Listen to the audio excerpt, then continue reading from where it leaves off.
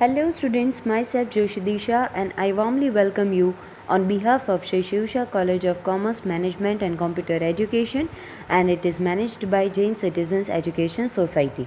So dear students, we are in chapter number 2, that is monopoly, right? And the topic that today we are going to discuss is the multi-plant firm, right? So let us begin with our topic, that is multi-plant firm. Please dear students, whenever you are going through the videos, please take the textbooks with you, right? So let us begin. Here we shall study how in the monopolist firm with many plants or factories, price and production determination takes place. બરાબર, price અને પ્રોડક્શનનું calculation કરવાનું છે. બરાબર, પણ કેવી રીતના કે જ્યારે મોનોપોલિસ્ટ ફર્મ છે, રાઈટ, એની પાસે ઘણા બધા પ્લાન્ટ્સ અને ફેક્ટરીઝ છે, રાઈટ. તો એવા સર્કમસ્ટેન્સીસમાં જ્યારે એની પાસે બે કે બેથી વધારે પ્લાન્ટ કે ફેક્ટરીઝ હોય ત્યારે કેવી રીતના પ્રાઇસ અને પ્રોડક્શન ડિટર્મિનેશન કરવામાં આવે છે એ હવે અહીંયા આપણે સ્ટડી કરવાનું છે. એન્ડ ડિટર્મિનેશન નો મતલબ છે કેલ્ક્યુલેશન, રાઈટ. સો હવે એઝમ્પશન્સ આપેલા છે મલ્ટી પ્લાન્ટ ફર્મના. તો એ ધારણાઓ છે. First one, the monopolist firm produces homogeneous goods in all plants. હવે તમને ખબર છે homogeneous means what? It is the products of similar nature or kind. બરાબર, એક સરખા પ્રોડક્ટ એટલે હોમોજીનિયસ પ્રોડક્ટ્સ. તો મોનોપોલિસ્ટ ફર્મ છે એ હોમોજીનિયસ પ્રોડક્ટ્સ છે એ બનાવે છે પ્લાન્ટમાં, દરેક પ્લાન્ટમાં. પછી પ્લાન્ટ બે હોય કે ત્રણ હોય કે ચાર હોય, હોમોજીનિયસ પ્રોડક્ટ્સ બનાવે છે. Second one is, for simple explanation we can assume that the firm produces the goods in two plants. બરાબર, this analysis becomes true and acceptable for more than two plants also. હવે અહીંયા આપણે simple explanation માટે બે plant લેવાના છે, બરાબર, અને બે પ્લાન્ટ કરતાં ફોરિન કેસ તમે વધારે લ્યો તો બી ઇટ ઇઝ એસેપ્ટેબલ. બરાબર, એમાં એ એસેપ્ટેબલ નહીં, રેલિવન્ટ જ છે, રાઈટ. એમાં કોઈ પ્રોબ્લેમ ક્રિએટ થાય નહીં. Now the process of determination of price and output. તો એમાં બે પોઈન્ટ્સ છે. First one, the monopolist has two plants, that is A અને બી. બરાબર, જેમ હમણાં કીધું હતું એમ કે બે પ્લાન્ટ કન્સિડર કરવાના છે, તો એના નામ છે A and B, right. And second is, each plant has different cost structure. બંનેનું કોસ્ટ સ્ટ્રક્ચર છે, રાઈટ, કે જેવી રીતના એ લોકો કોસ્ટ નક્કી કરે છે એ બંનેનું અલગ અલગ છે, રાઈટ, સિમિલર કાઇન્ડ ઓફ નથી. In these circumstances, the monopolist firm with two plants has to consider the following three things. હવે કઈ ત્રણ વસ્તુનું એમને ધ્યાન રાખવાનું છે જ્યારે એમની પાસે બે પ્લાન્ટ્સ છે ત્યારે? તો પહેલું તો કેટલું ટોટલ પ્રોડક્શન કરવાનું છે, પછી પ્રોફિટ મેક્સિમમ જોતો હોય તો કઈ સેલિંગ પ્રાઇસ રાખવાની છે, પછી જો મેક્સિમમ પ્રોફિટ જોતો હોય તો કેટલી ક્વોન્ટિટીમાં પ્રોડક્શન કરવાનું છે, રાઈટ, બંને પ્લાન્ટમાં, કે જેનાથી તમને મેક્સિમમ પ્રોફિટ મળે. તો આ ત્રણ ક્વેશ્ચન્સ એવા છે, રાઈટ, કે જેના સોલ્યુશન્સ એમણે ફાઇન્ડ આઉટ કરવાના છે. For this, the monopolist firm must get estimate of demand of the market and decide what will be the marginal revenue on this basis. બરાબર, હવે આ ક્વેશ્ચન્સના આન્સર્સ માટે પહેલાં તો મોનોપોલિસ્ટે શું નક્કી જોવું પડે? તો પહેલાં તો એણે માર્કેટમાં કેટલા પ્રોડક્ટની ડિમાન્ડ છે ને એ એણે સૌથી પહેલાં ધ્યાનમાં લેવું પડે કે તમારો જે પ્રોડક્ટ છે એની એકચ્યુઅલ ડિમાન્ડ શું છે માર્કેટમાં. એના બેઝિસ ઉપર પછી તમારે માર્જિનલ રેવન્યુ નક્કી કરવામાં આવે છે. એન્ડ પછી માર્જિનલ કોસ્ટ બી બંને પ્લાન્ટની નક્કી કરવામાં આવે છે. From the marginal cost of both the firms, total marginal cost can be determined. હવે બંનેનું તમે જ્યારે ફાઇન્ડ કરો ત્યારે તમને ટોટલ માર્જિનલ કોસ્ટ છે એ મળે. એટલે પ્લાન્ટ એની પહેલાં ફાઇન્ડ આઉટ કરવાની, પછી પ્લાન્ટ બીની ફાઇન્ડ આઉટ કરવાની, બંનેને તમે એડ કરો એટલે તમને ટોટલ કોસ્ટ મળી જાય બંનેની, right. In this way, after getting the proper knowledge regarding marginal revenue and marginal cost curves, the decisions regarding total production and price can be made. એકવાર તમને માર્જિનલ રેવન્યુ અને marginal cost બંનેની ખબર પડી ગઈ, રાઈટ, તો we are creating curves. બરાબર, પછી આપણે કર્વ્સ બનાવીએ છીએ અને એના બેઝિસ ઉપર પછી આપણે કેટલું પ્રોડક્શન કરશું અને કેટલો કેટલી પ્રાઇસ રાખશું એ આપણે નક્કી કરીએ છીએ. The decision about the output in each plant can be decided then only. આ બધું નક્કી થાય પછી જ નક્કી થાય કે ભાઈ કેટલું પર્ટિક્યુલરલી પ્રોડક્શન કોઈ પણ પ્લાન્ટ છે એ કરી શકશે. Now look at the figures given below for price determination and equilibrium of the firm under multi-plant firm under monopoly. Right. So હવે તમને જેમ મેં પીપીટીમાં ફિગર મૂકેલું છે તો please look at the figure. Right. Plant A છે, plant B છે અને ટોટલ આઉટપુટ છે. Now price determination and equilibrium of firm in multi-plant firm under monopoly. બરાબર. તો હવે એક્સપ્લેનેશન છે. હવે એક્સપ્લેનેશનની શરૂઆત જ તે કયા ફિગરથી થાય છે તો દેટ ઇઝ ટોટલ આઉટપુટ. ત્રીજો જે ફિગર છે બરાબર એનાથી એક્સપ્લેનેશનની શરૂઆત થાય છે. તો please look at that figure. તો DD1 છે એ ડિમાન્ડ કર્વ છે બરાબર. MR છે એ માર્જિનલ રેવન્યુ કર્વ છે. MC છે એ માર્જિનલ કોસ્ટ કર્વ છે. હવે MR અને MC છે એ ક્રોસ થાય છે at the point E, not F. ત્યાં F લખેલું છે, પ્લીઝ સ્ટુડન્ટ્સ કરેક્ટ ઇટ. ત્યાં E નહીં, ત્યાં F નહીં, ત્યાં E આવે. રાઈટ. તો તમે જોઈ શકો છો ફિગરમાં કે MR અને MC જ્યાં એકબીજાને ક્રોસ થાય છે બરાબર ત્યાં આપણે પોઈન્ટ E આપેલો છે ફિગરમાં. Right. It is showing total production કે E આપણને બતાડે છે total production. As a result the total production ON is determined. હવે E પોઈન્ટે આપણને ON મળે. રાઈટ. કે આપણને આપણું ટોટલ પ્રોડક્શન ખબર પડે કે ભાઈ એટ ધીસ લેવલ, આટલા લેવલ સુધી આપણે ટોટલ પ્રોડક્શન કરવાનું છે. It is the output that gives maximum profit. According to an original analysis, the following conclusions can be made.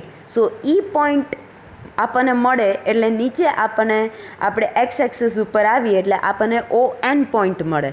હવે ON પોઈન્ટ છે બરાબર it is giving maximum profit. ત્યાં આપણે ટોટલ પ્રોડક્શન બી આપણે ONએ કરવાનું છે અને ONએ આપણને મેક્સિમમ પ્રોફિટ છે એ મળે છે. હવે ફર્ધર કન્ક્લુઝન્સ માટે from E point a line parallel to X axis is drawn which crosses MC1 at E1 in plant A.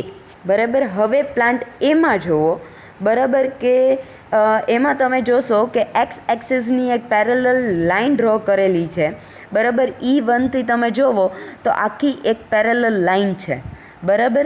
તો it is showing ON1 production બરાબર. E છે એ આપણને ON1 પ્રોડક્શન છે એ બતાવે છે કે અહીંયા જેમ આપણને ON પ્રોડક્શન મળ્યું તો એવી રીતના પ્લાન્ટ એમાં E1 આપણે જોઈએ તો એક પેરેલલ લાઇન ડ્રો કરેલી છે તો it is giving us ON1 production. હવે પ્લાન્ટ બીમાં એવી રીતના જ છે કે E2 જ્યાં આપેલું છે ત્યાં પાછી એક પેરેલલ લાઇન જાય છે અને ON2 આપણને શો કરે છે ટોટલ પ્રોડક્શન બરાબર. તો આ છે ટોટલ પ્રોડક્શન બંને પ્લાન્ટ્સનું. તો હવે ફાઇનલ પ્રોડક્શન કેટલું થશે તો ON is equals to ON1 plus ON2. Right. So that will give you total production. From theoretical point of view, it can be said that where MC is equals to MR is equals to MC1 is equals to MC2 is fulfilled. બરાબર. ટૂંકમાં theoretical point of વ્યૂથી આપણે એવું કહી શકીએ કે જો MC is equals to MR is equals to MC1 is equals to MC2 હોય તો આપણી ફર્મને ત્યારે ઇક્વિલિબ્રિયમ છે એ અચીવ થાય બરાબર. આ વસ્તુ ફૂલફિલ થાય ત્યારે ફર્મને ઇક્વિલિબ્રિયમ અચીવ થાય. Now sixth point, that is ON output of price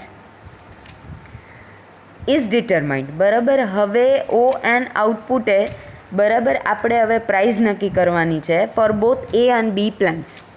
This price is accepted. બરાબર. આ પ્રાઇસ છે એ પછી એક્સેપ્ટ કરવામાં આવે છે. પ્લાન્ટ એમાં એવરેજ કોસ્ટ છે એ ઓછી છે બરાબર. એટલે કોસ્ટ ઓછી હોય એટલે ડેફિનેટલી પ્રોફિટ વધારે થાય એટલે it has RTMS profit which is more than the profit of plant B બરાબર. RTMS તમે જોજો કે આપેલું છે પ્લાન્ટ એમાં બરાબર RTMS. તો એ જે પોર્શન છે right. So it is giving definitely more profit than plant B. In plant B average cost is more than plant A. હવે પ્લાન્ટ બીમાં પ્લાન્ટ એ કરતાં કોસ્ટિંગ છે એ વધારે છે, બરાબર, એટલા માટે ડેફિનેટલી પ્રોફિટ છે એ ઓછો થઈ જશે. તો ટોટલ પ્રોફિટ ACDB પ્લાન્ટ બીમાં તમે જોજો કે ACDB છે, બરાબર. હવે પોર્શન છે it is less than total profit of plant A, બરાબર. પ્લાન્ટ એ કરતાં પ્રોફિટ છે એ ઓછો છે. Thus, the monopolist firm with the two plants have total profit as the addition of both the plants. Therefore, total profit, બરાબર, બંનેનું આપણે profit છે એ combine કરીએ ત્યારે આપણને ટોટલ પ્રોફિટ મળે. તો RTMS plus ACDB which is maximum in the given situation. Even if the monopolist has more than two plants, બરાબર, તો એ એનાલિસિસ છે એ વેલિડ અને રેલિવન્ટ જ છે, બરાબર. In this circumstances, the monopolist firm gets equilibrium of the firm in each plant when MR and MC are equal. So, જ્યારે બી તમારે equilibrium achieve કરવું હોય તો MR ઇઝ ઇક્વલ ટુ MCની કન્ડિશન ફૂલફિલ થાય ત્યારે તમને ઇક્વિલિબ્રિયમ છે એ મળી જાય. The output determined thus is made in each plant. Each plant accepts the price determined and each firm or plant gets more or less profit in context of the cost. Thus, monopolist firm can get maximum profit possible, right? So, this is the multi-plant firm, બરાબર, કે જ્યાં MR અને MC equal થાય ત્યાં આપણને equilibrium મળે છે. તો આવી રીતના પ્રાઇસ અને પ્રોડક્શન છે એ નક્કી કરવામાં આવે છે. Whether the proportion is less or more, પણ બંને પ્લાન્ટને એડ કરીએ એટલે આપણને ટોટલ પ્રોડક્શન છે એ મળે છે, રાઈટ. અને એના કારણે આપણને મેક્સિમમ પ્રોફિટ છે એ પોસિબલ થાય છે. નાઉ the next point is that is economic effects of monopoly. તો ટૂંકમાં એડવાન્ટેજીસ અને ડિસએડવાન્ટેજીસ કે ઇકોનોમિક ઇફેક્ટ્સ શું છે મોનોપોલીની, રાઈટ, ઇકોનોમી ઉપર શું અફેક્ટ કરે છે.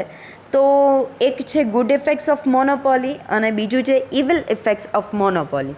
એટલે ટૂંકમાં મોનોપોલીના એડવાન્ટેજીસ અને ડિસએડવાન્ટેજીસ અહીંયા આપેલા છે.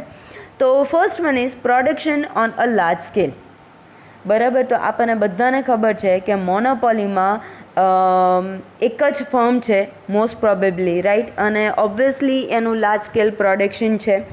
The firm naturally gets economies of scales benefit, બરાબર, એના કારણે એને ઇકોનોમીઝ ઓફ સ્કેલનો બેનિફિટ મળે છે. તો આના કારણે જ્યારે લાર્જ સ્કેલ પ્રોડક્શન થતું હોય તો ઓબ્વિયસલી ઘણા બધા કોસ્ટ એડવાન્ટેજીસ તમને એટ અ ટાઈમ મળે છે, રાઈટ, કે તમારે બધા ફેક્ટર્સ ઓફ પ્રોડક્શન છે એ ફૂલ્લી યુટિલાઇઝ જે થાય છે, તમારી પ્રોડક્શન કેપેસિટી છે એ ફૂલ્લી યુટિલાઇઝ થાય છે. તો આ બધી વસ્તુના કારણે તમને ઇકોનોમીઝ ઓફ સ્કેલનો બેનિફિટ મળે છે. તો ગુડ ઇફેક્ટ્સ એટલે પહેલો એડવાન્ટેજ છે કે મોનોપોલીમાં પ્રોડક્શન છે એ લાર્જ સ્કેલે થાય છે. Second is encouragement to research. હવે લાર્જ સ્કેલે પ્રોડક્શન થતું હોય, બરાબર, એટલે એને છે ને કોસ્ટ બેનિફિટ્સ ઘણા મળતા હોય, જેમ મેં હમણાં કીધું એમ. તો એ કોસ્ટ બેનિફિટ મળે ને એટલે એના જે રૂપિયા બચે એ રિસર્ચ અને ડેવલપમેન્ટ ઉપર લગાવી શકે, રાઈટ. તો એના કારણે રિસર્ચનો પ્રોગ્રામ્સ કન્ડક્ટ કરી શકે. તો એના કારણે વાઇડ વેરાયટીઝ ઓફ પ્રોડક્ટ મળે. તો અગેઇન તમારી ડિમાન્ડ છે એ વધવાની જ છે for sure, right. So that is again the advantage કે it is giving encouragement to research. એનું કારણ એક જ છે કે એને કોસ્ટ બેનિફિટ થાય છે એટલા માટે. The third point is more efficient production. Obviously કે મોર એફિશિયન્ટ પ્રોડક્શન મળે. હમણાં જ વાત થઈ કે એ રિસર્ચ ઉપર રૂપિયા ઇન્વેસ્ટ કરી શકે છે કારણ કે એને કોસ્ટ બેનિફિટ થાય છે એટલા માટે. તો that is again the reason કે એના કારણે એફિશિયન્ટ પ્રોડક્ટ્સ કે બહુ સારા પ્રોડક્ટ્સ કે પ્રોડક્શન છે એ થાય છે. તો that is the advantage of the monopoly. Then advantage of voluntary control. એવું નથી કે મોનોપોલી છે એક જ ફર્મ છે તો એને કોઈ પણ ટાઈપની બીક નથી. It is not so. એને બી એવું થાય ઘણીવાર કે ભાઈ બોયકોટ કરશે તો મારા પ્રોડક્ટ્સને, રાઈટ, કે ઓલ ઓવર બધા નક્કી કરીને એમ કહેશે કે હવે તો આમનું ખરીદવું જ નથી.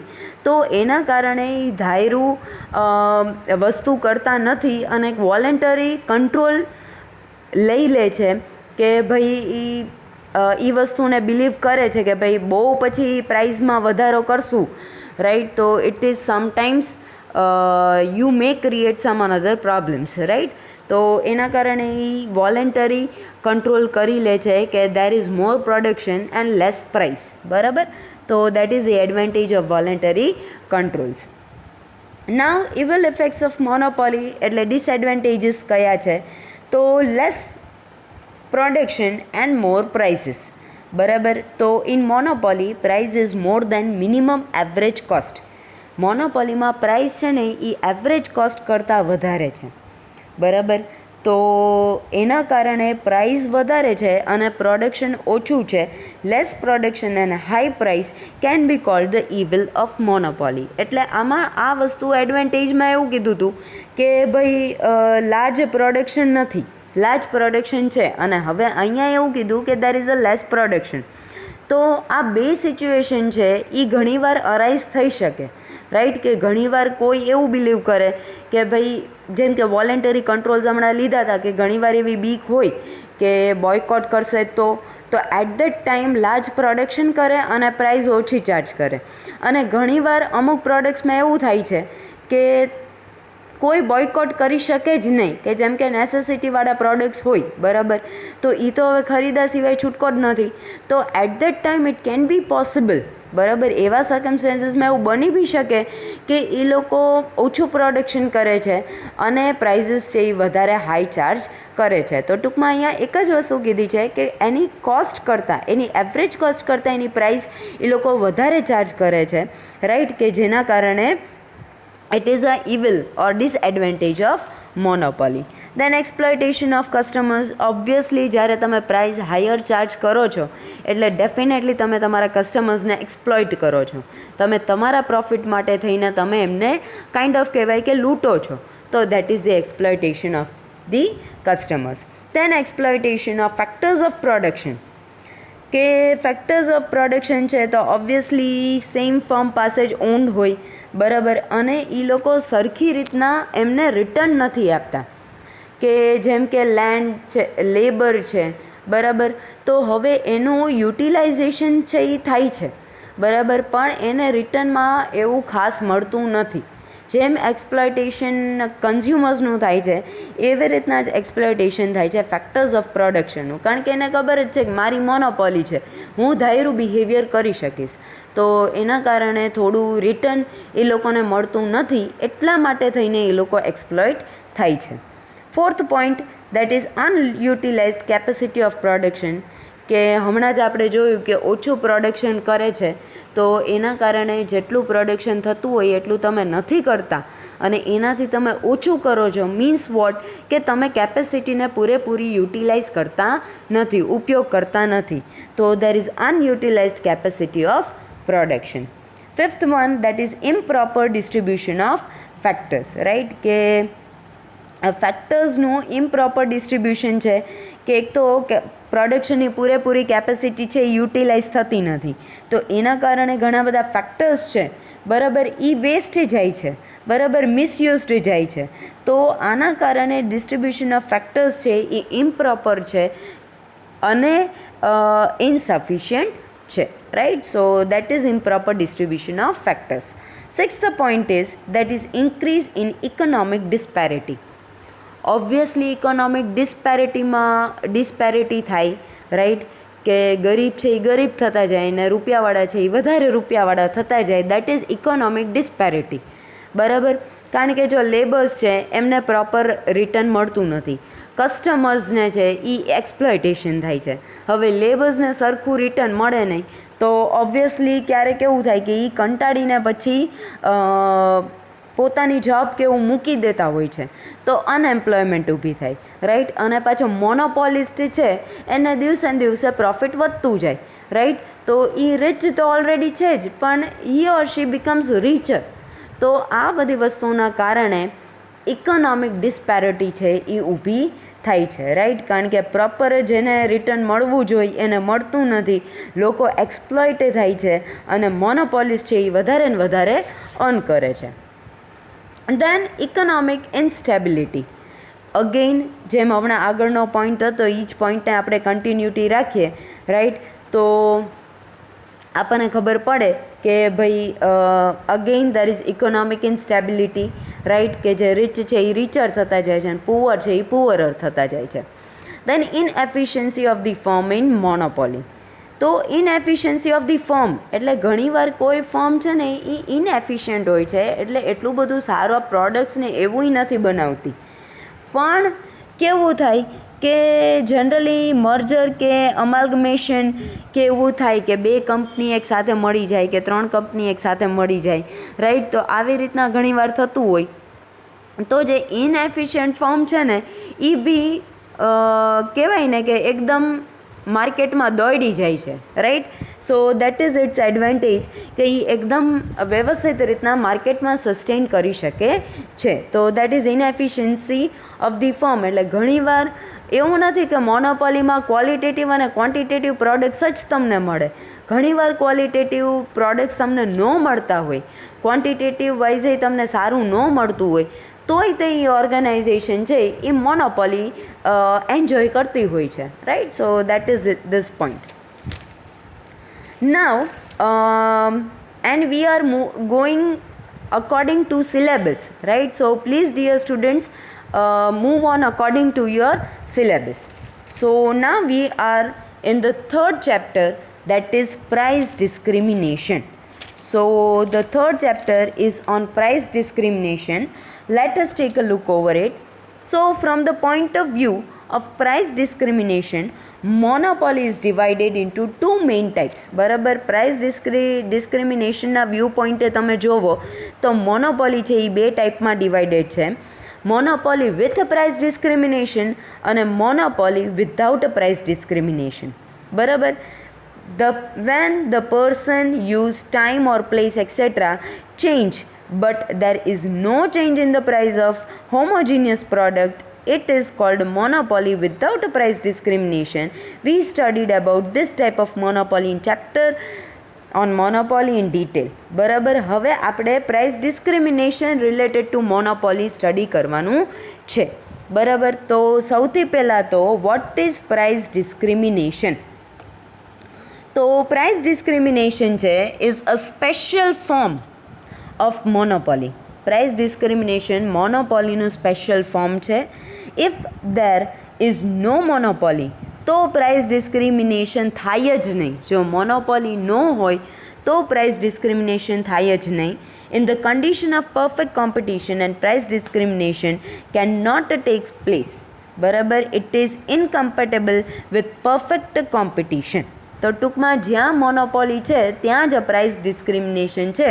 અધર દેન ધેટ, રાઈટ, પ્રાઇસ ડિસ્ક્રિમિનેશન ક્યાંય છે નહીં. નાવ Mrs.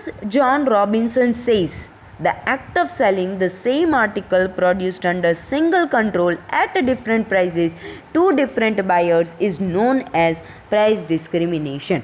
હવે ક્યારનું આવે છે price discrimination, but what it means? તો પ્રાઇસ ડિસ્ક્રિમિનેશન એટલે એક જ પ્રોડક્ટ છે, એક જ ફર્મ છે, બરાબર, સિમિલર, બધું સરખું જ છે, પણ તમે અલગ અલગ ભાવે કસ્ટમર્સને જો વેચો, બરાબર, તો દેટ ઇઝ પ્રાઇસ ડિસ્ક્રિમિનેશન. એક જ પ્રોડક્ટ છે, હવે એક કસ્ટમર પાસેથી મેં એના 50 રૂપિયા લીધા અને બીજા કસ્ટમર પાસેથી મેં એના 75 રૂપિયા લીધા, તો that is the price discrimination. બરાબર. તો એને પ્રાઇસ ડિસ્ક્રિમિનેશન કહેવામાં આવે છે કે જ્યારે એક જ પ્રોડક્ટ હોય અને તમે એક પ્રોડક્ટ માટે અલગ અલગ પ્રાઇઝીસ ચાર્જ કરો, તો that is termed as price discrimination. હવે characteristics of market with price discrimination. હવે કયા કયા ફીચર્સ છે, બરાબર, માર્કેટના કે જેમાં પ્રાઇસ ડિસ્ક્રિમિનેશન છે? First one, lack of imperfect competition. So in the market with price discrimination, there is no perfect competition. In such a market, either there is monopoly or imperfect competition. બરાબર. એટલે માર્કેટમાં, બરાબર, જ્યારે monopoly હોય ત્યારે જ price discrimination થાય છે. પરફેક્ટ કોમ્પિટિશન હોય ત્યાં ક્યારેય પ્રાઇસ ડિસ્ક્રિમિનેશન થાય નહીં. બરાબર. તો હવે અહીંયા લેક ઓફ ઇમ્પરફેક્ટ કોમ્પિટિશન નહીં આવે, રાઈટ. ઓનલી ઇમ્પરફેક્ટ કોમ્પિટિશન લખજો, લેક ઓફ કાઢી નાખજો. બરાબર. હા, એક વસ્તુ છે કે જેટલું મોનોપોલીમાં પ્રાઇસ ડિસ્ક્રિમિનેશન થાય એટલું ઇમ્પરફેક્ટ કોમ્પિટિશનમાં પ્રાઇસ ડિસ્ક્રિમિનેશન થતું નથી. વધારે ઓછા પ્રમાણમાં થઈ શકે, પણ મોનોપોલીમાં તો 100% પ્રાઇસ ડિસ્ક્રિમિનેશન તમે કરી જ શકો. That is for sure. Now second point is one or few producers. બરાબર. તો મોનોપોલીમાં તો એક જ પ્રોડ્યુસર છે, પણ હા, જ્યારે ઇમ્પરફેક્ટ કે ઓલિગોપોલી હોય તો ફ્યુ પ્રોડ્યુસર્સ હોય, અને મોનોપોલિસ્ટિક કોમ્પિટિશન્સ હોય તો ઘણા બધા પ્રોડ્યુસર્સ હોય. એટલે લખ્યું છે કે one or few producers. Then third one is many buyers. તો આપણે એવું માનીએ, રાઈટ, કે બાયર્સની પાસે કોઈ નોલેજ નથી માર્કેટનું, અને એના કારણે અલગ અલગ બાયર્સ પાસેથી અલગ અલગ પ્રાઇઝીસ છે એ ચાર્જ કરવામાં આવે છે. બરાબર. તો જ પ્રાઇસ ડિસ્ક્રિમિનેશન થાય, જ્યારે આ વસ્તુનું બાયર્સ પાસે નોલેજ ન હોય તો. બરાબર. જો એમની પાસે નોલેજ હોય કે આ પ્રોડક્ટ 50 રૂપિયાનું જ છે, તો એમને જ્યારે એમ કહે કે 75 રૂપિયા, એટલે એ તરત જ એમ કહે કે 75 શું કામ, બીજાને તમે 50માં વેચ્યું. રાઈટ. સો દેટ ઇઝ, પણ બાયર્સને એ વસ્તુનું નોલેજ નથી કે બીજાને 50માં વેચ્યું, એટલે એ સીધું શું કરે છે, 75 રૂપિયા આપી દે છે. એટલે મોનોપોલિસ્ટને પ્રાઇસ ડિસ્ક્રિમિનેશનનો એડવાન્ટેજ મળી જાય છે. રાઈટ. ના fourth point, that is price of the producer and control over production. તો in the market with price discrimination, producer has control over the price and production. બરાબર. તો કંટ્રોલ છે પ્રાઇસ અને production ઉપર. બરાબર. હાવેવર એક જ ટાઈમે તમે બે વસ્તુ ઉપર ચૂઝ ન કરી શકો. કાં તો તમે પ્રાઇસ ઉપર ફોકસ કરો અને કાં તો તમે પ્રોડક્શન ઉપર ફોકસ કરો. બંને એકસાથે ન થાય. જો તમારે ભાવ વધારે રાખવો હોય તો તમારે પ્રોડક્શન ઓછું કરવું પડે, અને જો તમારે પ્રોડક્શન વધારે કરવું હોય તો તમારે ભાવ છે એ ઓછો રાખવો પડે, તો પ્રાઇઝીસ છે એ લો રાખવી પડે. Right. So that is here the demand curve is less elastic than perfect competition. બરાબર. Fifth point, that is different prices changing with person, time, place and use. તો જેમ ટૂંકમાં કીધું હતું એમ કે એક જ પ્રોડક્ટ છે, પણ જગ્યા ફરે કે ટાઈમ ફરે કે પછી પર્સન ફરે, એ પ્રમાણે ભાવમાં ચેન્જીસ આવે છે. કે ઘણીવાર સવારે આટલો ભાવ, સાંજે આટલો ભાવ, કાં તો પછી એક જગ્યાએ આટલો ભાવ, બીજી જગ્યાએ આટલો ભાવ, અને અધરવાઇઝ એમ થાય કે વિન્ટરમાં આટલી પ્રાઇસ ને સમરમાં આટલી price. Right. So that is, અને વ્યક્તિઓ પ્રમાણે એવું લાગે કે ભાઈ આ તો તરત જ 75 આપી દેશે તો તરત માંગી લેવાના, અને એવું લાગે કે ના આને થોડાક ચીકણા વેળા વધારે છે તો એના પછી 50 જ કે. Right. So that is, it depends on person, time, place and use. A according ભાવમાં ફેરફાર થાય છે, પ્રાઇઝીસમાં ચેન્જીસ આવે છે. Sixth point is prices according to elasticity of demand in different markets. So in price discrimination, different prices are charged in different markets according to elasticity of demand. Where there is more elasticity of demand, lower prices are charged for commodities. બરાબર. Elasticity of demand વધારે હોય તો prices ઓછી, અને જો elasticity of demand ઓછી હોય તો પ્રાઇઝીસ છે એ વધારે. રાઈટ. સો દેટ ઇઝ કે ઇલાસ્ટિસિટી ઓફ ડિમાન્ડ પ્રમાણે પ્રાઇઝીસ ઘણીવાર ફિક્સ કરવામાં આવે છે. So this were the characteristics of price discrimination. So this was all about today's session. Thank you dear students.